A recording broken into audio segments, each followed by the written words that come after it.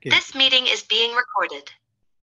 Baik, saudara sekalian, malam ini kita akan belajar ya sebuah pelajaran kelanjutan dari pelajaran seri Bait Suci, yaitu Bait Suci dan kalender nubuatan. Ya, sekarang kita lihat sisi nubuatan. Kemarin kita lihat sisi arti simbol. Sekarang kita bicara nubuatan, berarti kita bicara soal waktu. Ya. Baik. Outline pelajaran kita akan terdiri dari 3 bagian, yaitu kalender nubuatan di Bait Suci dari 1 surat Paulus di Ibrani 9, yang kedua hari-hari raya Israel di Imamat 23, dan yang ketiga tahun nubuatan menurut Daniel 8 dan 9 ya. Baik, yang pertama kita akan lihat kalender nubuatan dalam surat Paulus. Nah, saudara sekalian, ini adalah struktur Bait Suci yang seperti beberapa kali kita sudah bahas. Ada 3 bagian besar dari Bait Suci ini, yaitu halaman, kemudian ruang kudus, dan ruang maha kudus. Rupanya 3 tempat ini mengandung nubuatan atau mengandung ramalan tentang hal-hal yang akan terjadi kemudian. Mari kita lihat apa yang Paulus artikan dari susunan dari Bait Suci ini. Di dalam Ibrani 9, kalau saudara memperhatikan, Ibrani 9 adalah penjelasan Paulus tentang makna-makna di dalam Bait Suci ya. Ibrani 9 ayat 11 dan 12, Paulus bilang, tetapi Kristus telah datang sebagai imam besar untuk hal-hal yang akan datang. Jadi hal-hal yang akan datang itu artinya nubuatan ya. Jadi Bait Suci adalah nubuatan tentang Yesus Kristus yang akan datang sebagai imam besar ke dunia ini. Di ayat 12 dikatakan, dan ia telah masuk 1 kali untuk selama-lamanya ke tempat yang kudus, bukan dengan membawa domba jantan dan darah anak lembu, tetapi dengan membawa darahnya sendiri, dan dengan itu ia mendapat kelepasan yang kekal. Jadi, saudara sekalian, perhatikan bahwa Paulus mengatakan bahwa Bait Suci itu di halaman itu melambangkan Yesus datang ke dunia ini.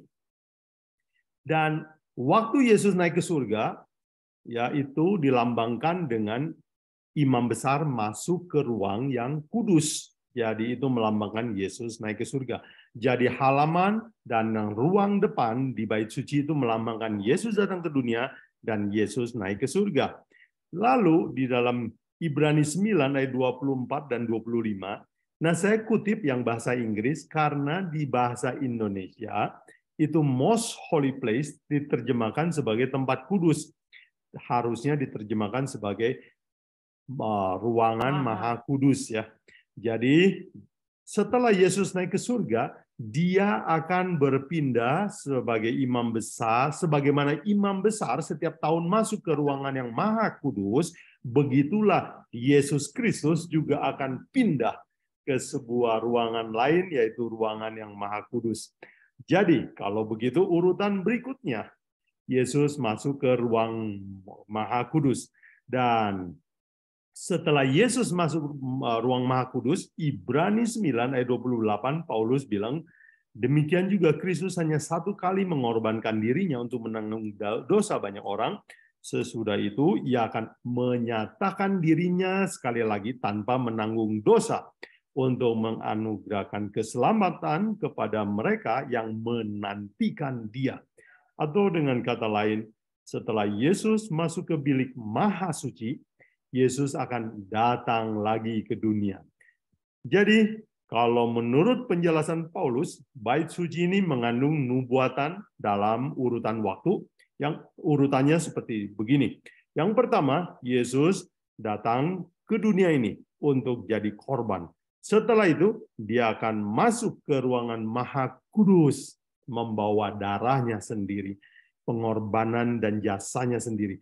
Setelah itu, pada suatu saat dia akan masuk ke ruang maha suci untuk membereskan masalah dosa, dan setelah itu dia akan datang kembali ya. Dia akan datang kembali bertemu dengan umatnya. Inilah nubuatan waktu yang ditunjukkan, diartikan, dijelaskan oleh Paulus dalam Ibrani 9. Ringkasannya adalah sebagai berikut ya. Yesus datang mati di dunia, dia naik ke surga yang kedua, kemudian setelah itu Yesus akan pindah ke bilik Maha Kudus untuk mendamaikan dosa manusia dengan Allah, menghapus semua dosa, kemudian setelah itu dia akan datang kembali. Gambar ini sudah kita pelajari 2 minggu yang lalu ya. Baik, nah sekarang kita akan memasuki hal yang baru, mungkin baru kita pelajari sekarang, yaitu kalender nubuatan dalam hari-hari raya orang Yahudi ya, dalam Imamat 23. Nah kalau saudara membaca Imamat 23, itu adalah upacara hari raya yang Tuhan suruh orang Israel rayakan sepanjang tahun. Dan kalau saudara membaca, saudara akan menemukan 3 bulan penting dalam orang Yahudi. Bulan yang pertama adalah bulan ke-1 atau tahun baru ya. Itu adalah upacara hari Paskah dan roti tidak beragi. Kemudian yang kedua adalah bulan ketiga, ada hari raya Pentakosta. Dan yang ketiga adalah bulan ke-7. Nah, di bulan ke-7 ada 3 peristiwa penting. 3 peristiwa penting ini adalah meniup trompet, ya, upacara meniup trompet. Yang kedua, upacara Grafirat atau hari pendamaian atau Yom Kippur yang sudah kita pelajari juga. Dan yang ketiga, ada pondok daun-daunan, ya. Jadi orang Israel setiap tahun ada 3 kali kumpul ke Yerusalem untuk berbakti dengan sesama saudara seiman dan saudara sebangsa untuk merayakan 3 peristiwa ini. Baik, yang bulan pertama Tuhan suruh rayakan Paskah dan roti tidak beragi. Mari kita lihat Imamat 23, 5 dan 6 dikatakan oleh Tuhan, dalam bulan yang pertama, pada tanggal 14 bulan itu, pada waktu senja, harus ada Paskah bagi Tuhan. Ya, senja, tanggal 14. Ya. Dan bulan pertama. Dan pada hari yang ke-15 bulan itu, harus ada raya roti tidak beragi bagi Tuhan. 7 hari lamanya kamu harus makan roti tidak beragi. Nah, saudara sekalian, apa artinya ini? Artinya diberikan oleh Paulus di dalam 1 Korintus 5 ayat 7 dikatakan, buanglah ragi yang lama. Jadi ragi itu dosa. Buang. Ya, kalau kamu sudah kenal sama Yesus, kebiasaan lama yang buruk-buruk buang. Dan siapa yang dilambangkan dengan domba Paskah dan harus disembelih pada waktu senja. Paulus katakan, sebab anak domba Paskah kita telah disembelih, yaitu Kristus. Jadi clear, jelas ya. Sebenarnya kita bisa jelaskan lebih detail, tetapi untuk menyederhanakan, biarlah kita terima bahwa memang itu domba Paskah adalah melambangkan Yesus. Dan matinya harus senja. Dan matinya harus 1 hari sebelum roti tidak beragi. Nah, kalau saudara ingat bahwa memang Yesus mati itu persis hari Jumat sore, dan besoknya adalah hari Paskah. Ya. Jadi Yesus mati persis beberapa jam, ya, senja sebelum tanggal 15, itu artinya beberapa jam sebelum hari Paskah dimulai, atau memakan roti tidak beragi dimulai. Jadi Paskah melambangkan kematian Yesus. Nah, bulan ketiga mereka disuruh merayakan hari Pentakosta. Nah, Pentakosta itu artinya Pentakosta artinya hari ke-50 ya.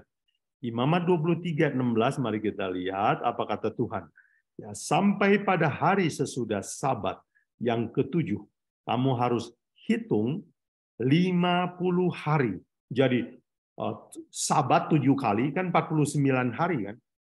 Sabat 7 kali, kemudian hitung hari ke-50, berarti hari sesudah Sabat ya. Lalu kamu harus mempersembahkan korban sajian yang baru kepada Tuhan. Ayat 17, dari tempat kediamanmu kamu harus membawa persembahan dan seterusnya sesudah dicampur ragi sebagai apa? Hulu hasil bagi Tuhan. Nah, hulu hasil, hulu itu artinya kepala ya, atau first. Jadi hulu hasil dalam King James disebut first fruit ya. Nah, apa arti semua ini? Hari Pentakosta. 1 Korintus 15 ayat 23 Paulus kasih artinya ya. Tetapi tiap-tiap orang menurut urutannya. Kristus sebagai buah sulung. Sesudah itu mereka yang menjadi miliknya pada waktu kedatangannya. Nah, kita di dalam catatan Injil kita tahu bahwa Yesus setelah mati pada hari Paskah, kemudian dia bangkit. Setelah dia bangkit, dia keliling di daerah Palestina ini selama 40 hari, lalu dia naik ke surga. Dan waktu naik ke surga, dia melaporkan semua pekerjaannya di dunia ini. Dan laporannya itulah setelah diterima oleh Allah Bapa di surga, itulah disebut persembahan hulu hasil atau first fruit. Jadi Yesus itu adalah first fruit, itu adalah urutannya. Bahwa yang tertinggi dari semua orang yang dibangkitkan, yang kualitas kebangkitannya adalah Yesus Kristus. Yang lain dibangkitkan kemudian akan menjadi ya, seperti urutan 2, 3, dan seterusnya ya. Jadi Pentakosta adalah perayaan hari Yesus naik ke surga dan diterima pengorbanannya oleh Allah Bapa di surga. Ini bulan ketiga. Kemudian bulan ketujuh ya. Tadi kita sudah belajar bahwa ada 3 peristiwa dalam bulan ketujuh. Yang pertama tanggal 1, upacara meniup trompet ya. Di dalam Imamat 23-24 Tuhan katakan kepada orang Israel begini, dalam bulan yang ketujuh pada tanggal 1 bulan itu kamu harus mengadakan perhentian penuh yang diperingati dengan meniup serunai, yakni hari pertemuan kudus. Nah, serunai adalah kata lain untuk trompet. Nah, apa arti meniup trompet?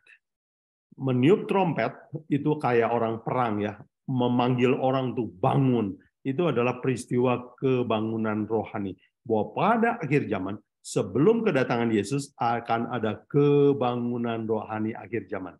Nah, untuk hubungan antara bait suci dengan peristiwa-peristiwa akhir zaman, kita akan pelajari dalam pelajaran berikutnya ya, tentang bait suci dan peristiwa-peristiwa akhir zaman. Kemudian yang peristiwa kedua pada bulan ke-7 adalah tanggal 10 ya. Harus diadakan hari pendamaian. Di dalam ayat 27 dikatakan oleh Tuhan, dan pada tanggal 10 bulan yang ke-7 ada hari pendamaian di mana Tuhan mau menghapuskan dosa umatnya. Jadi hari pendamaian. Kita sudah pelajari ini pada minggu yang lalu. Arti dari hari pendamaian. Kemudian peristiwa ketiga, ini adalah puncak dari semua festival sepanjang tahun. Yaitu pada bulan ke-7, tanggal 15 sampai tanggal 21, selama 1 minggu, ada namanya Hari Pondok Daun. Atau dalam bahasa Inggris disebut Feast of Tabernacle. Ya, Tuhan bilang, kamu pada tanggal 15 sampai 21 itu jangan kerja. Kamu harus bikin pondok-pondok, bikin tenda-tenda, hiasi dengan pelepah pohon korma, ranting-ranting, pohon-pohon yang rimbun, pohon-pohon gandarusa.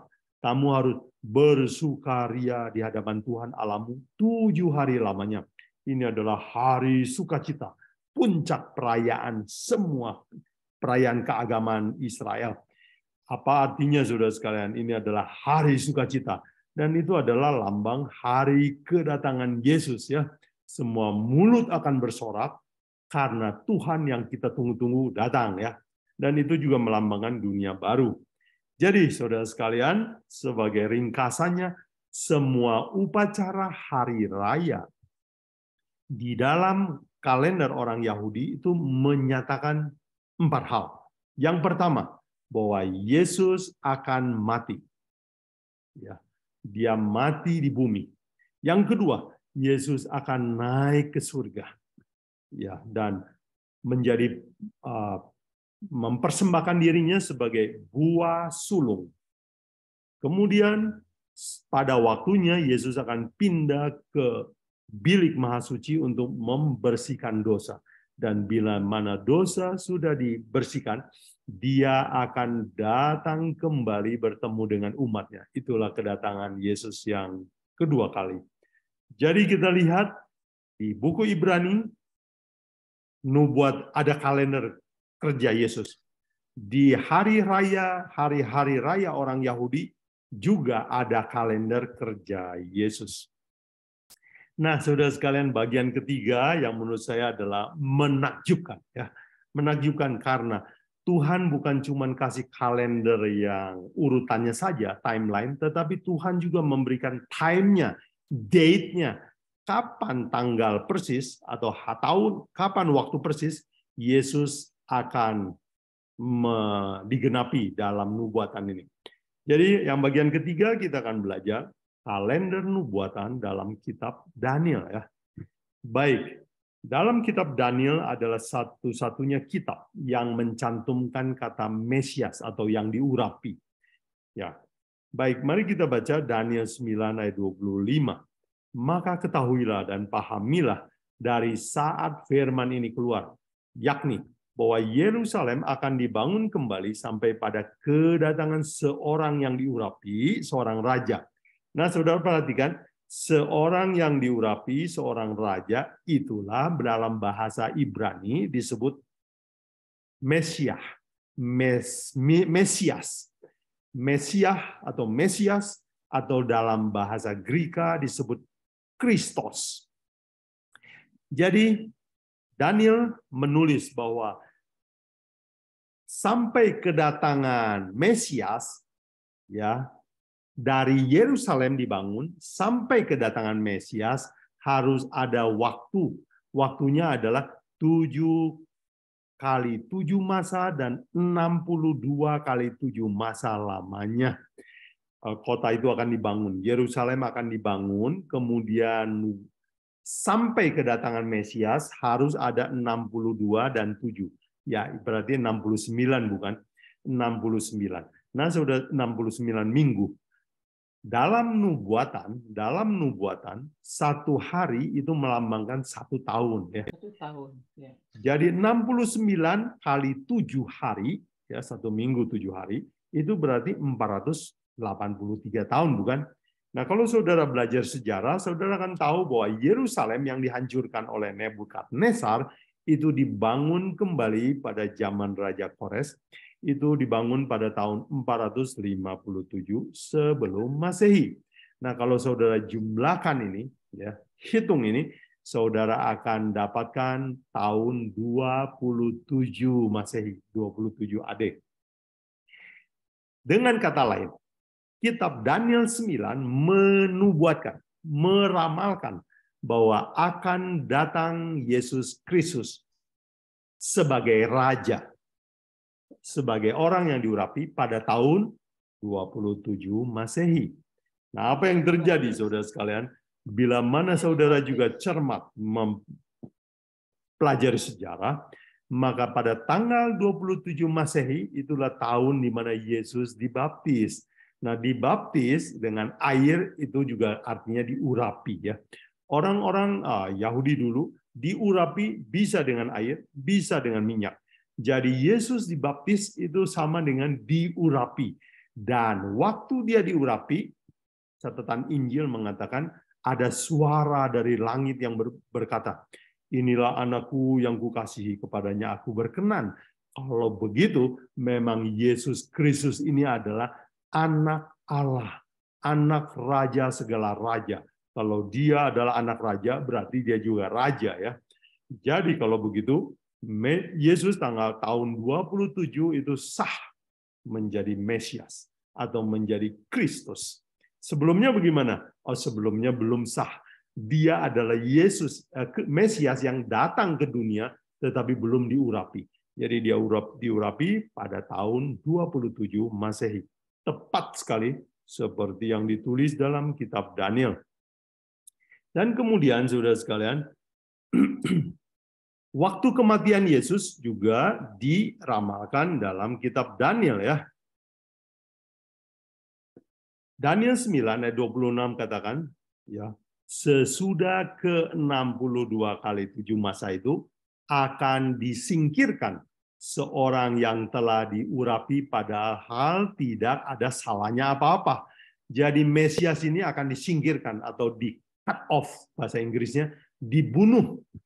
Jadi Mesias atau Yesus yang dibaptis tahun 27 itu akan dibunuh. Kapan dibunuhnya? Diramalkan di dalam Daniel 9 ayat 27. Raja itu akan membuat perjanjian itu menjadi berat banyak orang selama 1 kali 7 masa. Ya, masa itu artinya tahun ya. 1 kali 7 masa.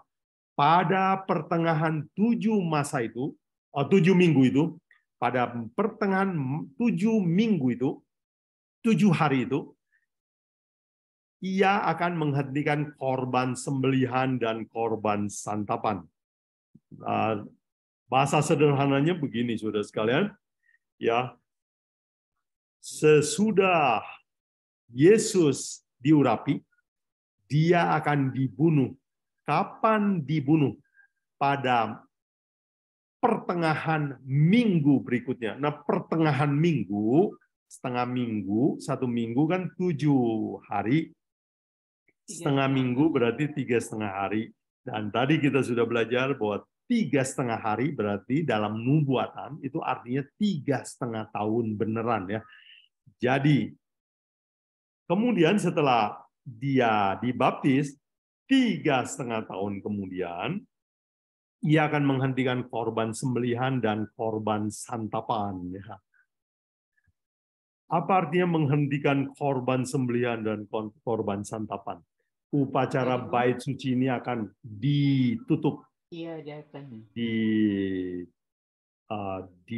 akan expire ya, akan tidak dipakai lagi.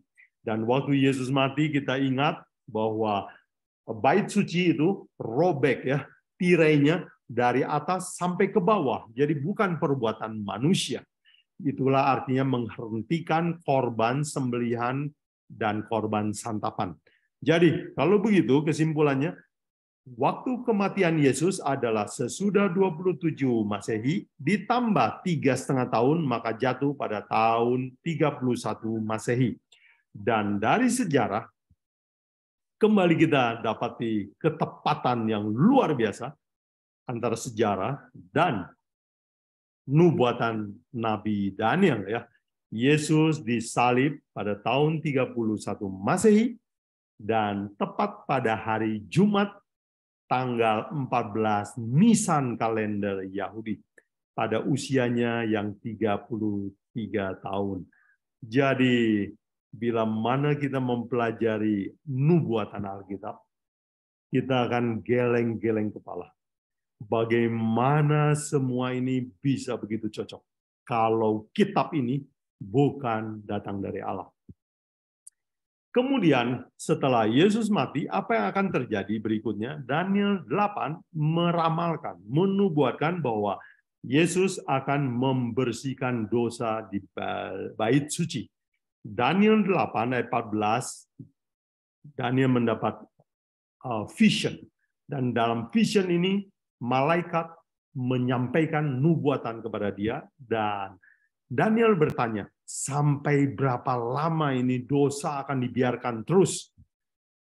Dalam Daniel 8 ayat 14, malaikat menjawab, sampai lewat 2.300 petang dan pagi, lalu tempat kudus itu akan dipulihkan dalam keadaan yang wajar. Dalam bahasa Inggris bukan dipulihkan, tapi be cleansed ya. And then shall the sanctuary be cleansed. Jadi kalau begitu, pembersihan bait suci itu kan hari grafirat, ya, pembersihan dosa.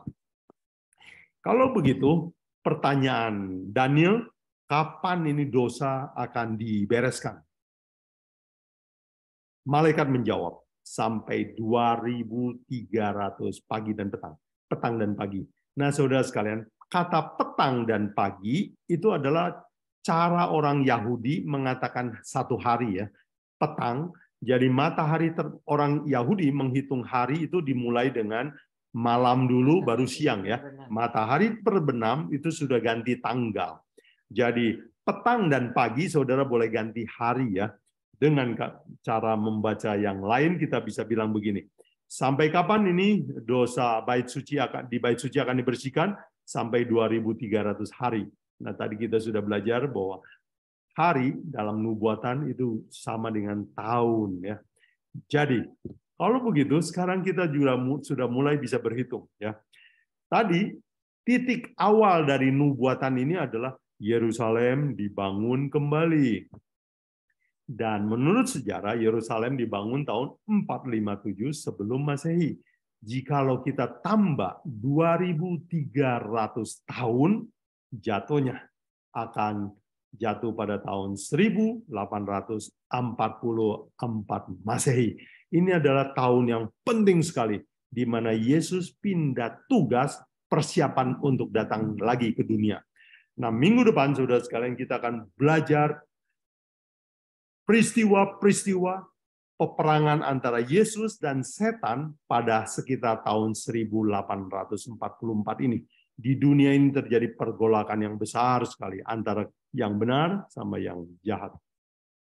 Baik, saudara sekalian. Jadi dari belajar kitab Daniel 9 dan Daniel 8, kita bisa ambil kesimpulan bahwa ya, kitab Daniel mengatakan bahwa Mesias akan dibunuh dia akan datang pada tahun 27 Masehi. Mesias akan dibunuh pada tahun 31 Masehi. Dan dia akan naik ke surga. Oh, naik ke surga tidak ada di dalam nubuatan Daniel, tetapi saya cantumkan di sini. Pada tahun yang sama Yesus naik ke surga. Dan kitab Daniel lah yang memberitahukan kapan Yesus akan membersihkan dosa. Itu tahunnya adalah 1844. Jadi dan setelah dia membersihkan dosa, dia akan datang lagi ke dunia.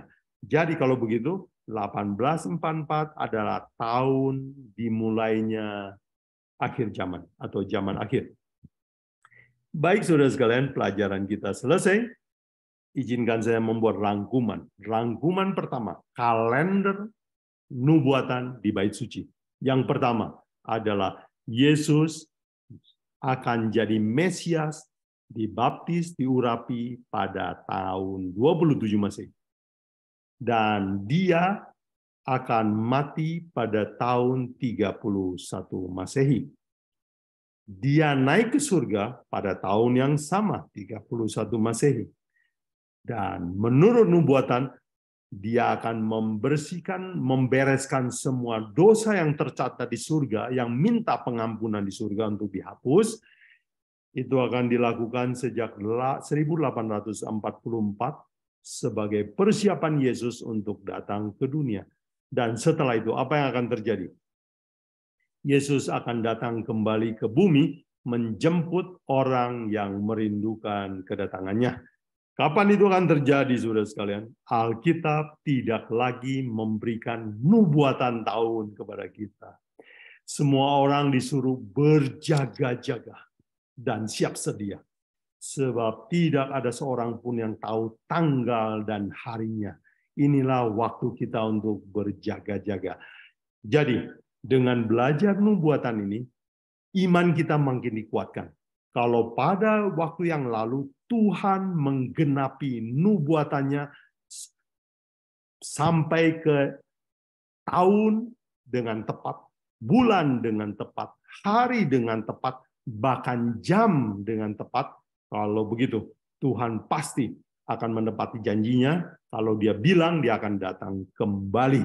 Semoga kita tetap kuat ya sampai Yesus datang kembali. Nah, baik saudara sekalian, sebagai penutup, izinkan saya untuk membuat sebuah aplikasi penutup ya.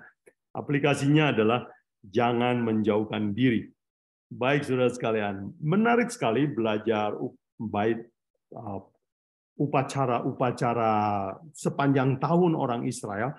Tuhan selalu bilang, hari kamu merayakan itu jangan bekerja berat. Kamu harus sediakan waktu untuk berbakti. Dan terutama pada hari puncak perayaan, yaitu waktu pondok daun-daunan. Dan kita belajar tadi bahwa pondok daun melambangkan hari kedatangan Yesus, ya. Mari kita lihat apa yang Tuhan pesan sama orang Yahudi. Imamat 23, 34, 35, ya. Katakan kepada orang Israel begini, pada hari pondok daun, bagi itu kamu harus rayakan 7 hari. Ayat 35. Pada hari yang pertama harus ada apa? Pertemuan kudus. Jadi hari pertama ada pertemuan kudus, hari terakhir juga ada pertemuan kudus. Dan ini bukan hanya terjadi pada pondok daun, tetapi pada hari Paskah, pada hari Pentakosta, selalu ada Tuhan bilang berkumpul, bikin pertemuan kudus, ya.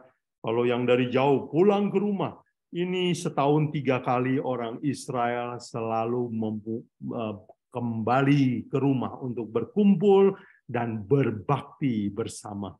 Saya jadi ingat kenapa ini berkumpul itu penting sekali, ya. Tuhan selalu suruh dan suruh. Rupanya arti sering berkumpul itu diberikan oleh Paulus juga di dalam Ibrani 10 ayat 25, ya. Mari kita baca. Janganlah kita menjauhkan diri dari pertemuan-pertemuan ibadah kita seperti dibiasakan oleh beberapa orang, tetapi marilah kita saling menasihati. Semakin giat melakukannya menjelang hari Tuhan yang mendekat. Oh, jadi cocok sekali, ya, dengan peristiwa pondok daun-daun. Tuhan bilang, kalau kamu merayakan itu, kamu harus bersukacita dan bikin pertemuan. Paulus katakan, kamu harus juga jangan menjauhkan diri dari pertemuan-pertemuan ibadah, tetapi saling menguatkan, saling menasihati menjelang hari Tuhan yang mendekat. Jadi menjelang kedatangan Tuhan, kata Paulus apa? Harus ada hubungan sosial yang baik, harus ada persekutuan yang baik dengan saudara-saudara seiman, ya. Dalam bahasa Inggris King James Version lebih jelas, ya. Not forsaking for the assembling of ourselves together. Jadi ini bukan hanya kebaktian, tetapi persahabatan dengan teman-teman seiman, ya.